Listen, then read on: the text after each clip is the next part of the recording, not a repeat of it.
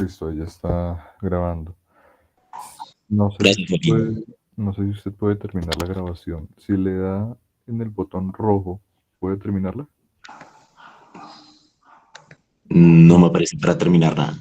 Vale, entonces antes de que termine, por ahí unos 5 minutos antes, escríbame y vuelvo y me uno para terminar la grabación, ¿vale?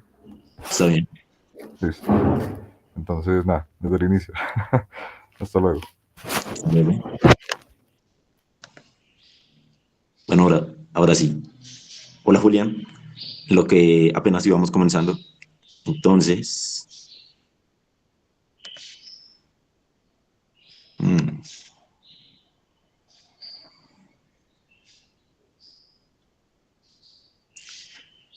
íbamos a explicar lo básico sobre las estructuras. Lo que había dicho es que son como el esqueleto de las oraciones y que a pesar de que nosotros en español no las utilicemos o no nos demos cuenta de que están ahí, la idea es que con el inglés podamos llegar a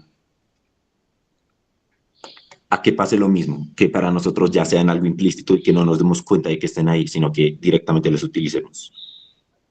Bueno, vamos a comenzar con el presente simple, que es el más básico. Como ustedes saben, es la estructura de la oración a veces puede cambiar en el inglés. En el presente simple casi no pasa, pero como vemos aquí,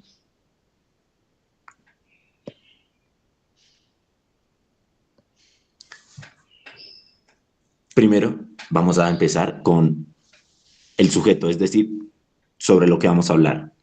Digamos en este caso, lance la piedra. Vamos a decir que el sujeto soy yo, so I, que es el sujeto. Después iría el verbo en infinitivo, que sería throw.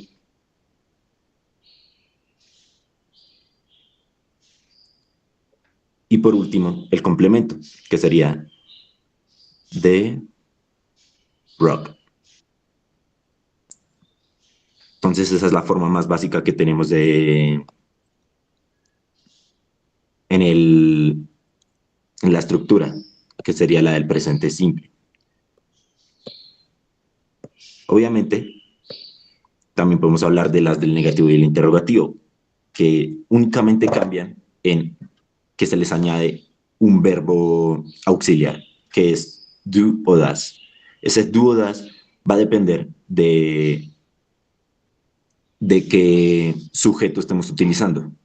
En general tenemos tres clases de sujetos. Primera persona, segunda y tercera persona. La primera persona solo nos incluye a nosotros, es decir, yo. Después están en segunda persona, cuando hablamos de nosotros. Mm, mm, mm.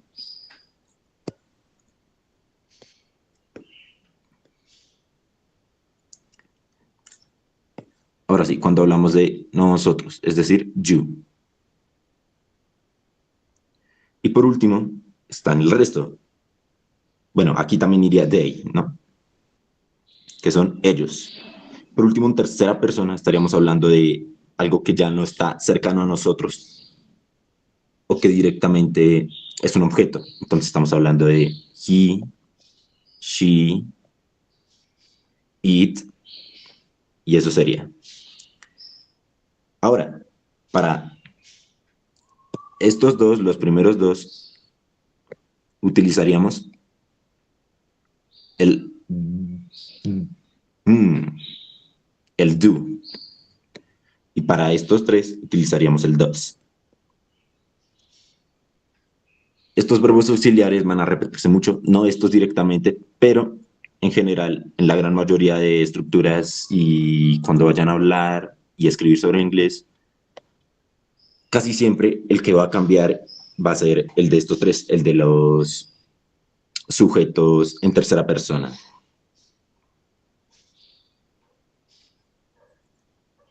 ¿Van bien con eso? ¿Entienden eso?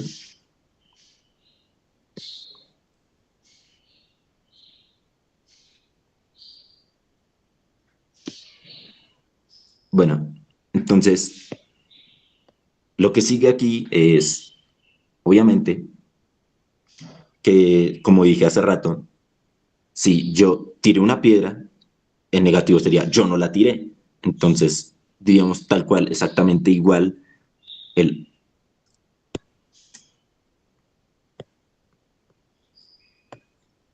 I, como estamos hablando de yo, es decir, primera persona, don't,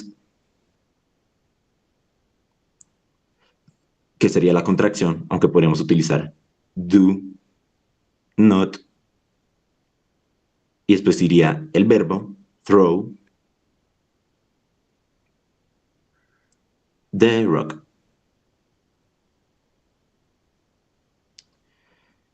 Igualmente, si quisiéramos cambiar el sujeto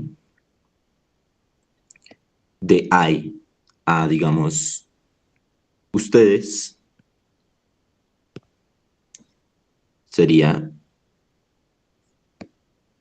you. En este caso seguiríamos utilizando el do. Ahora, si quisiera decir que Julián fue el que tiró la piedra, ahí sí utilizaríamos otra vez el he, y además de eso cambiaríamos el verbo auxiliar. Entonces sería he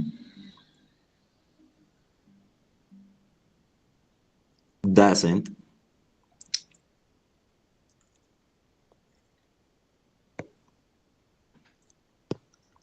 o does not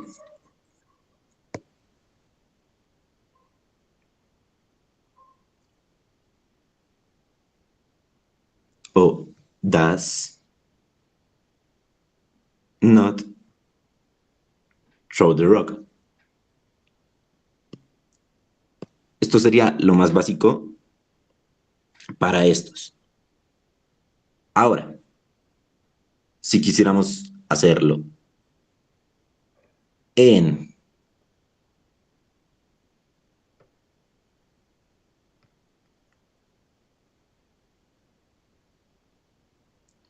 pasado, cambiaría un poco. Bueno, en el anterior, si utilizamos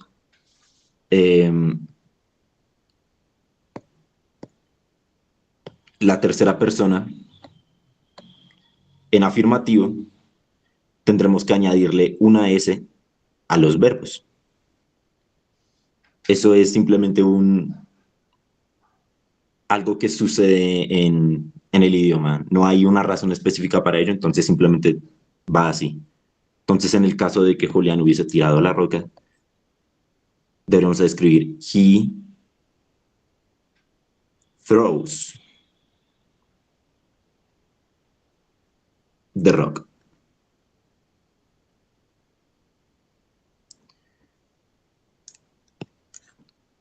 Esto pasa en este.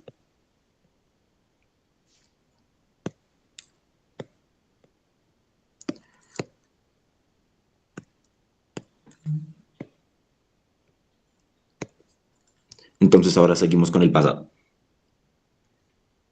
Aquí lo que viene tiene mucha correlación con el presente simple. Lo único que vamos a cambiar es que ahora ya no va a haber eses. En el afirmativo únicamente vamos a ver que obviamente es sujeto, entonces ella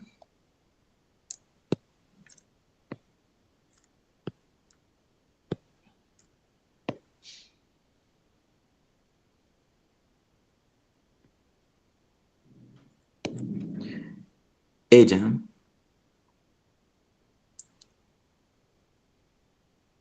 se planchó, ironed, el cabello. Entonces, hair.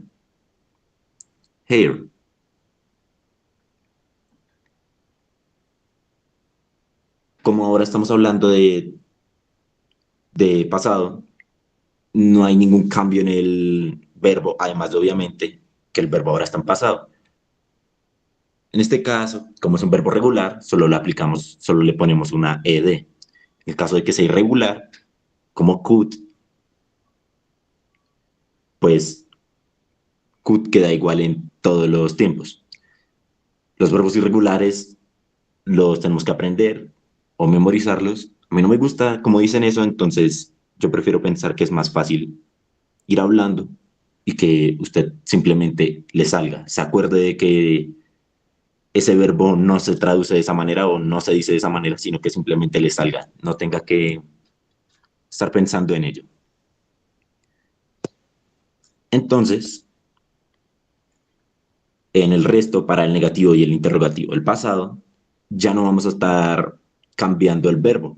El verbo va a quedar igual y lo que va a cambiar es el verbo auxiliar. El verbo auxiliar en el pasado va a ser el siguiente. Si en presente era do y does, ahora va a ser did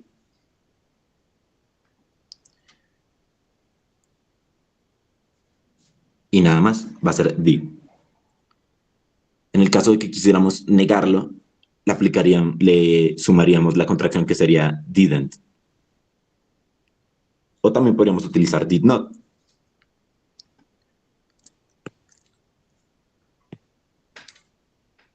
¿Vamos bien hasta ahí? ¿Sí me entendieron todo lo que les expliqué?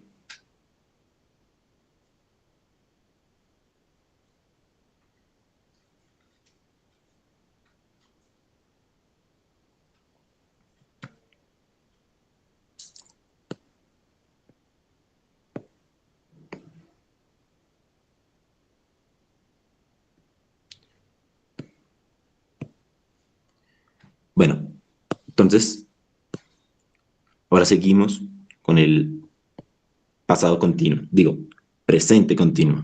Y también con el pasado continuo, pero pues igual, primero el presente.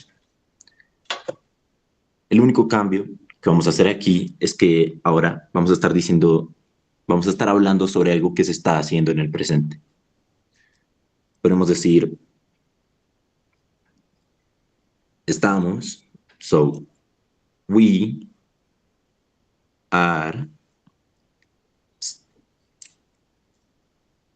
studying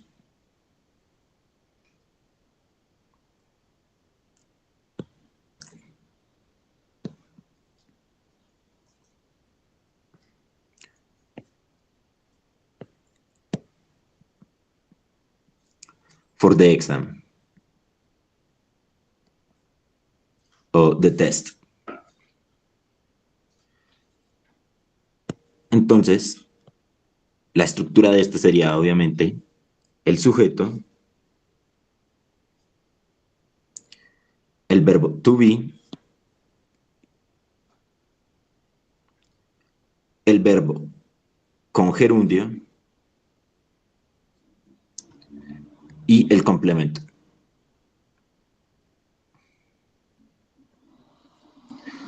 Ahora, ¿qué es el gerundio?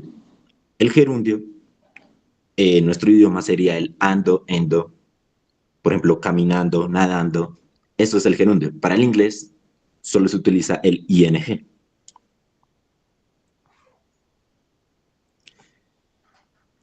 Y este a veces puede modificar un poco el verbo. Por ejemplo, en el verbo study cambia la y por una i latina.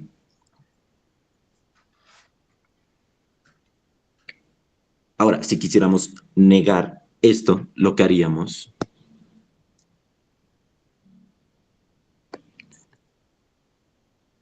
sería decir algo así como we are not o aren't, que es la contracción,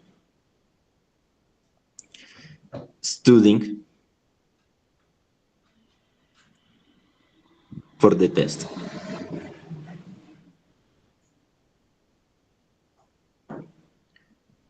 Entonces esa sería la forma más básica de entender esto.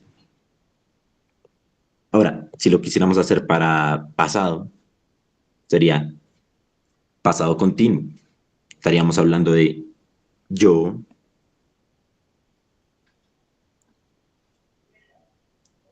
y aquí utilizaríamos otro, otro auxiliar. Es have. Have y have. Have es para los sujetos, para la primera y segunda persona.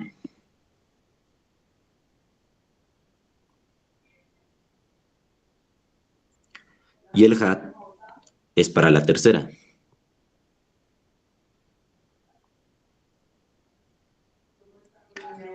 Entonces, I have been walking.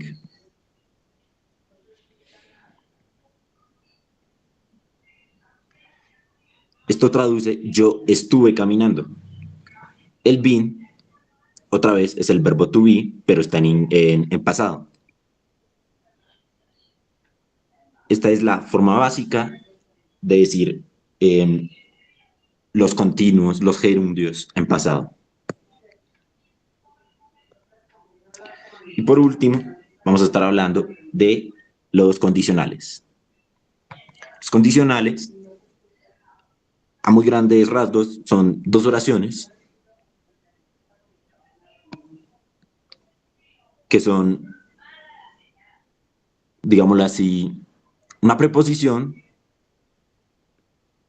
y una consecuencia. Entonces decimos que una preposición, una oración, una afirmación. Si hago ejercicio, entonces la consecuencia será que estaré cansado. ¿Cómo decimos ese sí que utilizamos en el español? Utilizamos el if. Acá, al separar las dos oraciones, tenemos que utilizar una coma para poder crear una lógica dentro de esta oración. Entonces, if I go workout,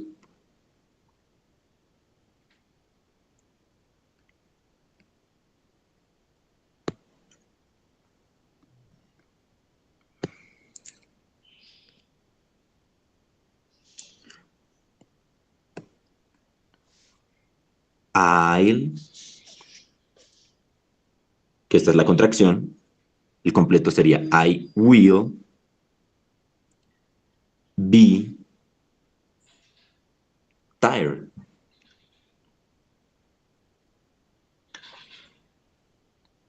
Si quisiéramos voltearlo, o sea, decir, yo estaré cansado si hago ejercicio, no tendríamos que utilizar la coma porque el if nos serviría para separar las dos oraciones.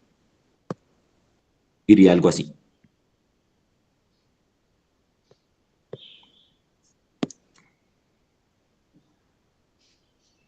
I'll be tired if I go workout.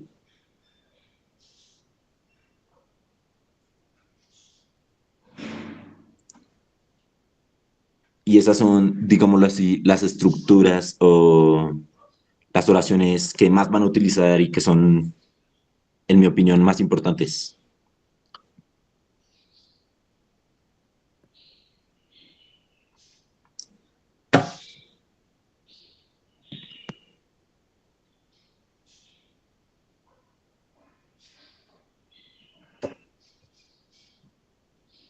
¿Hola? ¿Me escuchan?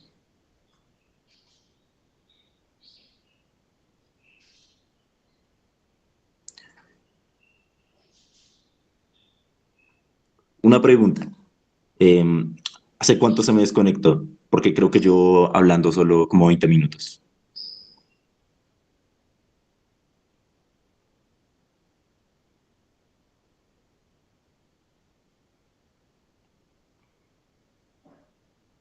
Ah, menos mal.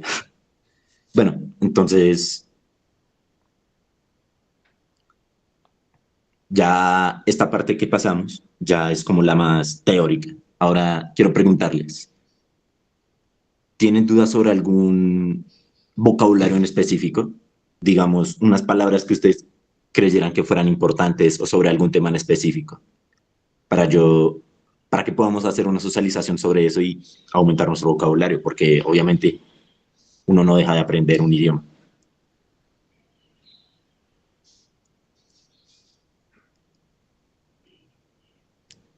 Está bien, déjame las busco.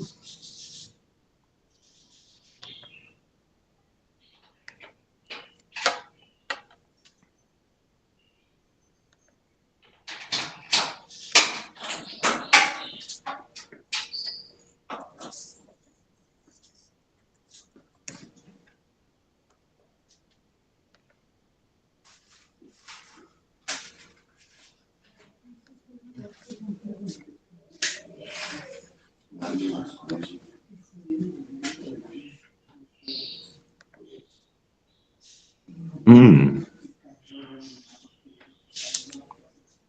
listo.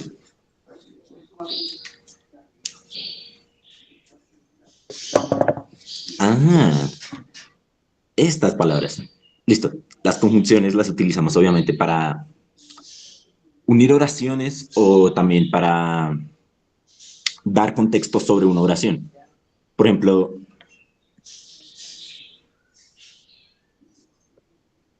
science se puede traducir más o menos como desde. Por eso es que hay algunas marcas de ropa que dicen Science 1920. Es decir, que están certificando que esta empresa existe desde 1920. Pero también tenemos estas de aquí, en la casilla que dice fanboys, que son las más básicas, las que principalmente vamos a utilizar en un idioma más común. Entonces, me pueden ayudar con ustedes participando, diciendo qué significarían, cuál es la traducción de cada una de ellas.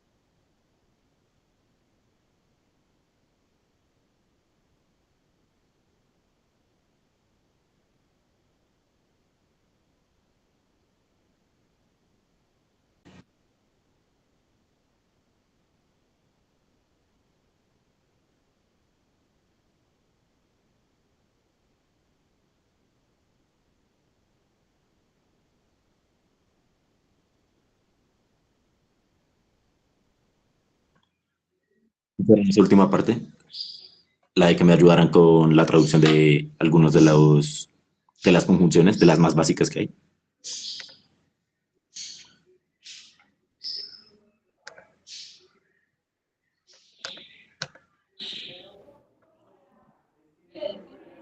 ¿Qué conjunciones, profe? ¿Usted acaba de entrar o no se vio lo último que mostré? Eh, pues vi un poquitacito de lo último.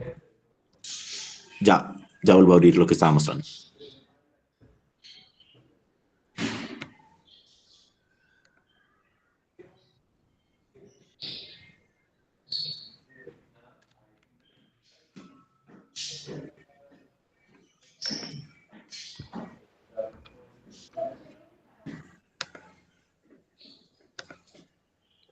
Entonces, estas es la que les estaba mostrando.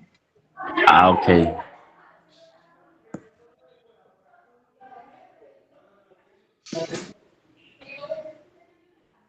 Entonces, ¿quién me puede ayudar con la traducción de algunas de estas? Con la primera. For. Profe, pues yo me sé algunas.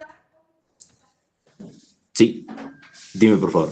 tengo entendido que although es aunque, Ajá, after es después, before es antes, because es porque, as es como, y if es sí, como el sí condicional, sí, since es como desde, sí, than es como un qué, pero como comparativo.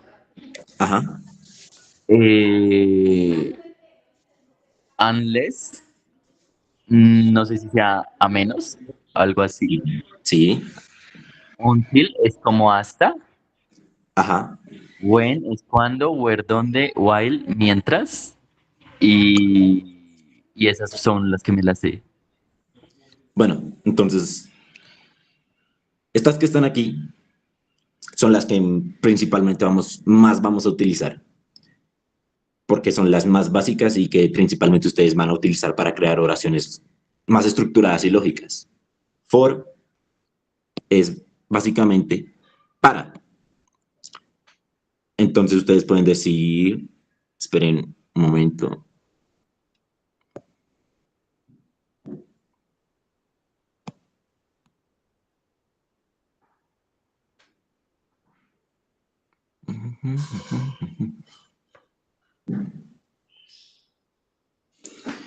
Entonces ahora sí,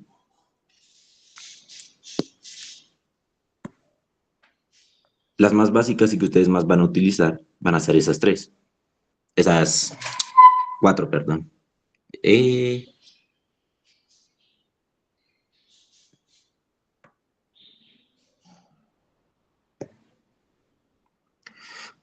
Ahora sí, por ejemplo, for la van a utilizar para decir para. Entonces, o también por. I'm going for Thomas, estoy yendo por Thomas. I'm looking for María, estoy buscando a María. And es y, para unir oraciones, para hacer conteos, para hablar sobre cosas sucesivas. Nor, pues yo no lo utilizo tanto y tampoco lo he visto que lo utilicen demasiado, pero básicamente se refiere a eh, como ¿cómo se los explicara yo?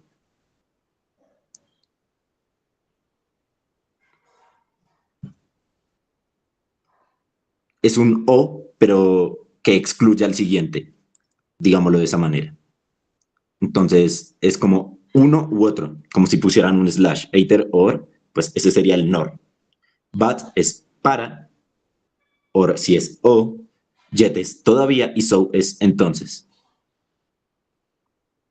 Ese so lo utilizan demasiado como si fuera una muletilla, es decir, lo utilizan entre las oraciones.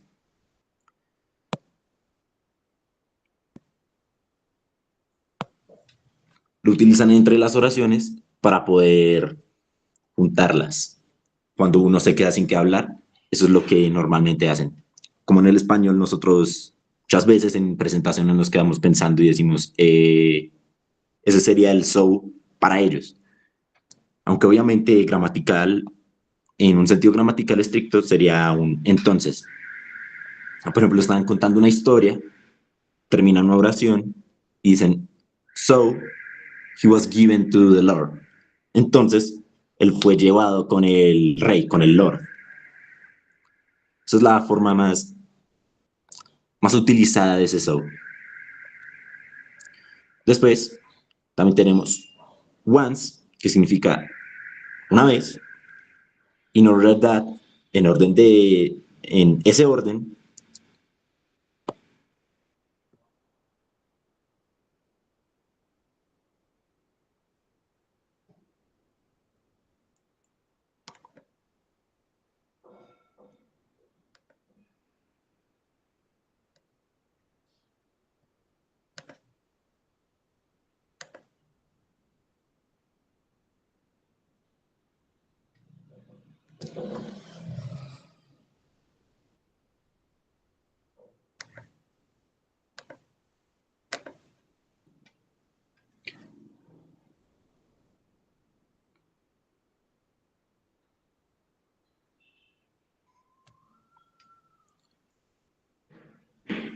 Y esas serían, digamos así, las conjunciones más básicas y que más van a utilizar. Obviamente, no son las únicas y no son las que siempre van a utilizar y no siempre les van a aparecer en textos únicamente las que les dije. Tienen que también, obviamente, investigar y mirar dentro del texto cómo cumplen esa función. Por eso les recomiendo que lean, aunque sea un poquito en inglés. Ver, si pueden, descárguense Reddit y lean cosas en inglés, porque hay demasiados temas. Yo por lo menos leo Ask Reddit y a I Am the Asshole. Entonces, en el segundo son básicamente chismes y no me aburro leyéndolos. Y en el primero son cosas que me pueden llegar a interesar. Les recomiendo que se descarguen eso para que puedan leerlo. Si tienen Twitter, también pueden leer chismes por Twitter. Y así pueden ir mejorando su lectura y su comprensión de las preposiciones, de las conjunciones. ¿Tienen alguna otra duda con el vocabulario? ¿O les parece bien con eso?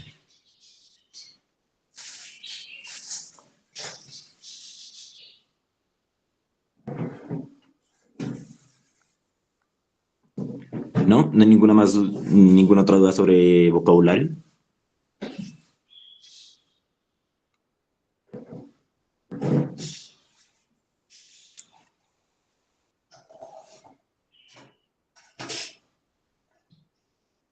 Bueno, entonces yo creo que esa fue la clase de hoy. Muchas gracias por asistir. Espero verlos dentro de 8 días. Julián, sí, eso se llama input comprensible. Entonces lo que usted hace es buscar cualquier cosa. Puede ser un juego, como les dije, leer. Pues como todavía no había llegado a las sesiones del listening y de las otras cosas, pues la idea es en algún punto que nosotros veamos un capítulo de una serie en inglés y que podamos hablar sobre él y haber entendido lo que dijeron. Entonces sí, lo ideal sería que usted viera una serie con un lenguaje más bien básico para poder ir habituándose a lo que dicen. Una serie animada, Gravity Falls, es buena idea. Los Jóvenes Titanes, pero los chéveres, los antiguos, los del 2010, 2003. Esos son una buena idea para que usted vaya aplicándolo.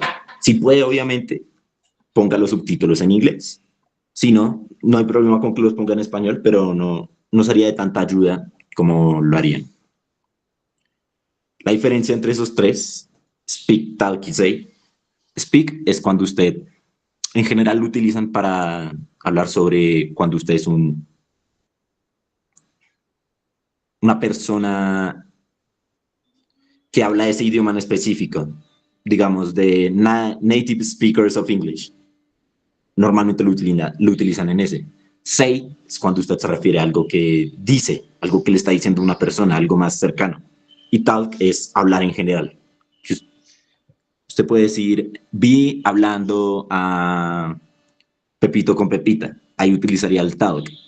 A menos de que fuera algo más específico. Vi decir a Julián que María estaba hablando sobre él. Ahí se utilizaría el say porque es algo más específico.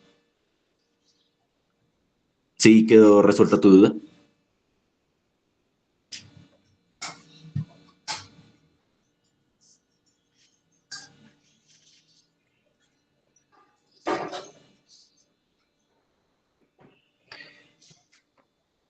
Por lo general yo no he visto el speak utilizado en una oración tal cual.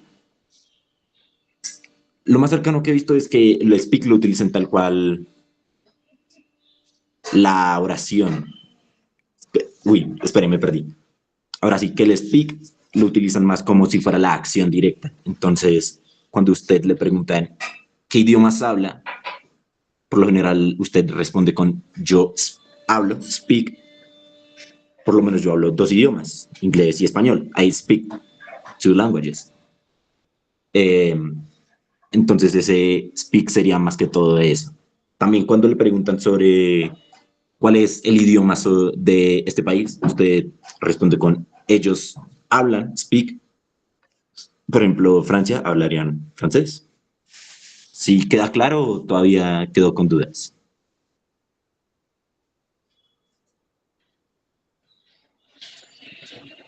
¿Está bien? ¿No hay más dudas? ¿Algo que quisieran saber más sobre un vocabulario en específico?